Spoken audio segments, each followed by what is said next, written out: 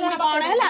ତମର ମତେ ଜାଣିଥିବ ଟିକେ ଭଲ ପଡେ ଗୋଟେ କରିଦେ ମୁଁ ଡେଲି ତମକୁ କାଠ ଦିଟା ଆଣିକି ଦେବି ହେଲା ତମର ମୋର ମିଶିକି କରିବା ରୋଷେଇ ହଉ ଦେ ଯାହା କରିକି ରଖିଦେବି ରାତିରେ ନାଇଁ ଏଠି ବହୁତ ତମକୁ ସାହାଯ୍ୟ କରିବି ବସ ହଉ ଗ ଆଉ ଅପା କେମିତି ଅଛ ହଁ ହଁ ଭଲ ଅଛି ଅପା ଡାକେଇକି କର ଡାଲି ହଁ ଆରେ ଜାଣିଲା ଗୋଟେ କଥା ସମାଚାର ତ ଦେଖୁଥବ ଏଇ ଯୋଉ ଗ୍ୟାସ ଆଉ ମିଳୁନାହିଁ ଯେମିତି ଗ୍ୟାସ ନ ମିଳୁଛି ସମାଚାର ଦେଖିଛି ମୋର କାନର ଆଣ ଖାଉଛି ମୋର ମନ ପଡିଗଲା ମୁଁ ବା ଚାହା ବସେଇବାକୁ ଯାଉଥିଲି ଦୌଡିକି ଆଇଲି ତମ ପାଖକୁ ଆମର ତ ଆଉ କିଛି ନାହିଁ ଆମେ ଚାହା ଖାଇକି ବଞ୍ଚୁଛୁ ଚଲ ଝିଅ କର ଆଲୋ ଏଇଥିରେ ଟିକେ ଚାହା କରିଦିଅ ଆମେ ଏଗୁରାକୁ ମାଗଣା ପାଇଲେ ଏଗୁରାକୁ ପିଚୁ ଗିଳି ଦେବେ ଆଉ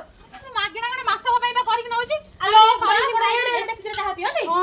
ଆମେ ତ ସେଇ ଚାହା ଖାଇକି ଭାତ ରାନ୍ଧିକି ନେଲେ ହେଲେ ନକା ଲୁଣ ନଗେଇ ଖାଇଦବ ଚାହା ନେଇକି ତମେ ଏଡେ ସୁଠା ସରକାର ଯାହା କରିଛି ଭଲ କରିଛି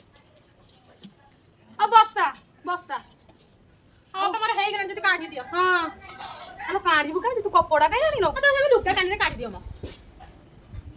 ଅପା ତ ଅଛି ଆମର ସବୁ ଚଳେଇ ଦବ ହଁ ହ୍ୟାଲୋ ଅପା ହଁ ମତେ ଚିନି ପାରୁଛଟି ହଁ ଅପା ତମେ ମତେ ଚିନି ପାରୁଛଟି ହେଇଟି ଅପା ମୋ ମୁହଁ ଦେଖିଲ ଚିନି ପାରୁଛଟି ଆରେ ତୁ ସେ ନିଘା ନାଇଁ ପଡି ହଁ ଅପା ତମେ ମତେ ଠିକ ଚିନି ପାରିଛ ଏଇ ତ ସମ୍ପର୍କ ଆଉ ସବୁ ସମ୍ପର୍କ କଣ କହୁଥିଲି କି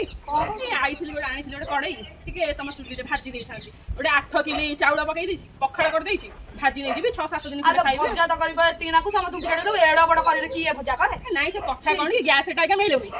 ସେଇଥିପାଇଁକା ଭାବିଲି ଭଜାଟା କଣ ନେଇଯିବି 8 କିଲି ଖଣ୍ଡେ ଚାଉଳ ପକେଇ ଦେଇଛି ପଖାଳ କରିଦେଇଛି ଭାଜି କେତେ ଦିନ ଖାଇବ 7-8 ଦିନ ପରେ ପଳେଇବ ବୋଉଲୋ ଏଗୁରାକ ଏଡେ ନିକୁଛିଆ ଗ୍ୟାସ ମିଳୁନି ବୋଲି ଗୋଟାଏ ଭଜା 8 ଦିନ କରି ଖାଇବ ଅପା ତମେ ମତେ କହୁଛ ମୁଁ ତମର ମୋର ଭଲ ପିରତି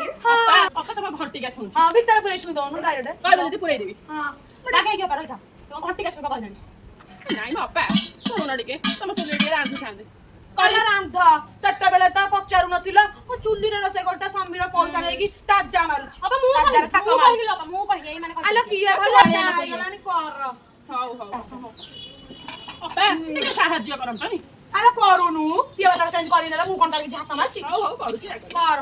ଭଜା କରିକି ନେଇକି ଯା ହଉ ରେଡି ଅପା ସଇଲା ଆସୁଛି କାଲିକି ଟିକେ ଏମିତି ଛାଡି ଦବ ଯଦି କଣ କରିବି ହଁ ତମେ ତ ସବୁଦିନ ଆସିବ ପିଠା କରିକି ଆଲୋ ହେଲା ସେ ନିଘା ବେଳେ ବୋଧେ ମୁଁ ପିଠା କରିକି ନେଇଗଲା ନା କଣ ଆଉ ଦିନେ ନାଇଁ କାଳେ ନାଇଁ 3ଟା ଜାଗା ଗମା ବୁନରେ ମାଇ